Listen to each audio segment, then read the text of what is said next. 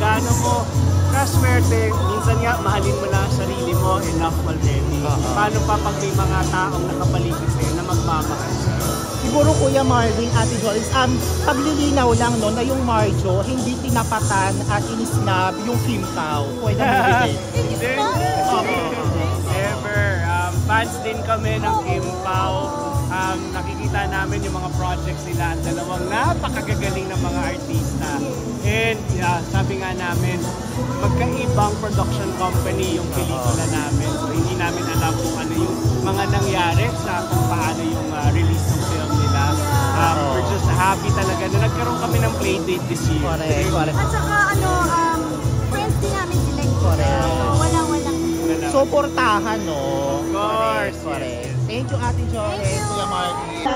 Okay, pero after that, reminder na lang doon ng ating prod, one question na lang per press kasi we're running out of time already. Rose. Sorry naman. Anyway, kasi para malinaw lang, no? So itong XX Lovers pala, ay hindi naman siya Star Cinema produce. Tama.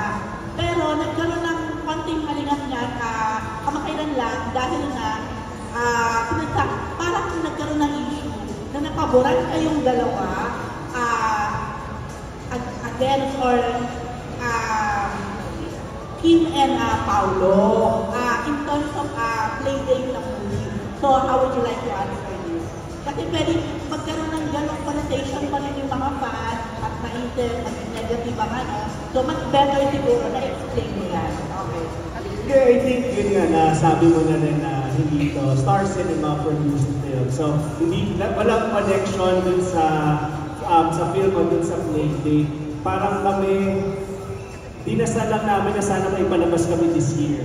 Wala nga kaming playdate talaga dahil dapat kasi gusto supposedly namin December mag-film fest. Kaya lang hindi namin natapos yung pelikula.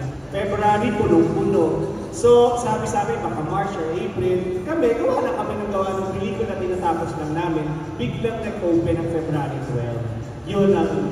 Yun ang mga, kung paano nag-unfold yung events.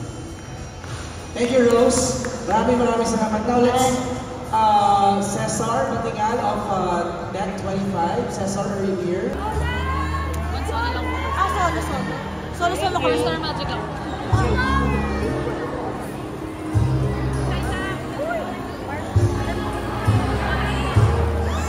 Together, boys. Ano po ito?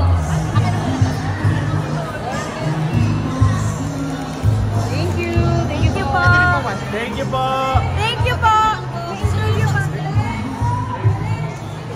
Okay. Na talagang nakaka-inspire pang magtrabaho kasi grabe po yung passion nila sa pelikula, yung binibigay nilang effort po talaga. Nakita ko na kaya pala sila ganito katagal sa industriya at ganito karaming taong nagmamahal sa kanila kasi napaka-professional po nila at napakabubuting mga tao. Saka ang sipag daw. Opo talaga.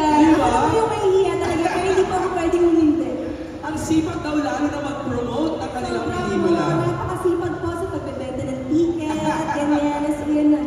Talaga nakaka-proud po talaga na maging part nitong pelikula nito. Okay, para sa mga nagtataka lang, no, na dito kayo nakita natin, ganda rin yung mga posters sa taas, no? Loisa, it's very cute. Diba? Para sa kanilang kaalaman, ano bang magiging role ni Loisa dito sa XX Lovers? Ako po dito, si Essie, ang anak po niya. Sabihin ko na ni Ned and ni Joy sa story ko. Ni Seth and Joy ko. Yes. Baka mag-expect sila. Ano ba yun? Abangan niyo po, malapit na po, Feb 12, hindi na po kayo mabibitin. Actually, mamaya, mag-play natin yung full trailer. I'm excited to see it. Totoo, as in yung mga kamag-anak ko din, sobrang excited sila sa movie na to. Today is the drop of the trailer, di ba? Alright, palapakan natin si Loisa! Loisa will be joining us in a bit again. Maraming salamat, Loisa. Pero, tulungan mo na ako mag-introduce ito, tatawagin natin. Alam ko, sobrang excited na kayo, di ba? Ito, napakaganda nitong bida na to. Napakabait at iconic. Idol ng lahat. Idol ng lahat. Yes!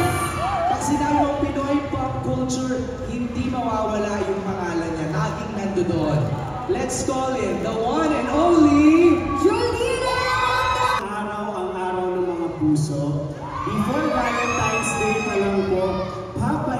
na po namin kayo sa pelikula namin, XX Lovers. Mamaya may mga tanong yata sila. Ganun ba? Oo. Lagot. Palakpakan mo natin, Marvin. Grabe. Anong pakiramdam na sinusurpresa ka ni Marvin? Para kaming nanonood lang ng gimmick eh. Grabe, no? Ako nang weird ako na sa feeling na weird na in a good way dahil ilang taon na rin namin ginawa ni Marvin to. Hanggang ngayon parang yung mga putingan parang ano din Pero yung mga titigan niyo ba? Okay, wait, kalma lang.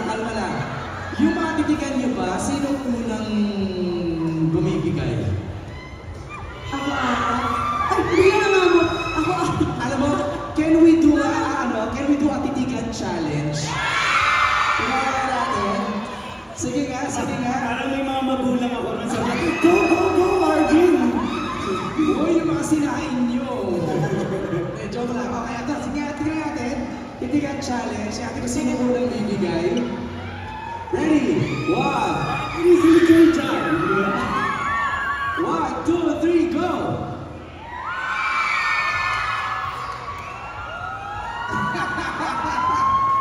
Wala, sanay na sanay!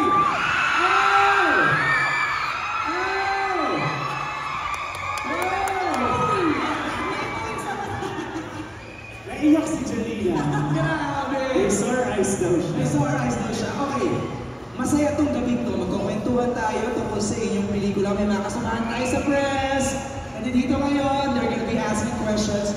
Pero meron tayong sorpresa na makikita for the very first time. Yes. Pwede bang kayo na ang mag-intro nito, Marvin and Jolens? Go, love team. Well, of course, produced by Project 8. And Cornerstone.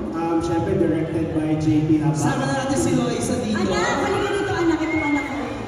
Anak, ang ganda-ganda lang na-produce namin ni Jolene.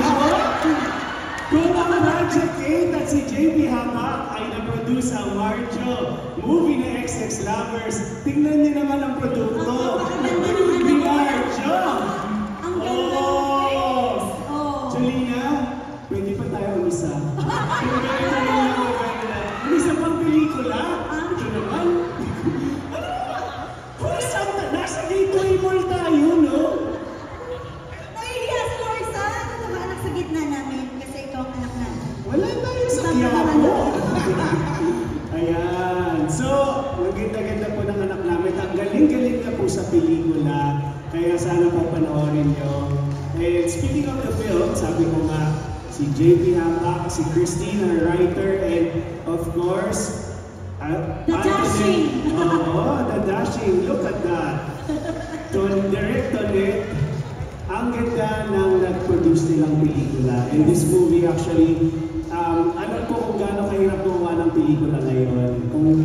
Hindi mo na lang kasi iniisip gumawa ng pelikula, iniisip mo kung paano mapupunta ang mga tao sa sinihan. And I think they did a very, very good job na pagsama-samahin itong lahat ng elements na to para makagawa ng isang pelikulang papalabas sa sinihan.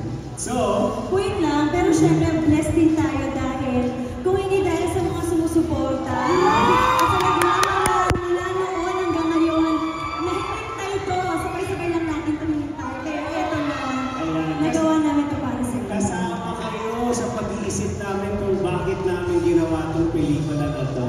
Kaya ito ay para sa ating lahat.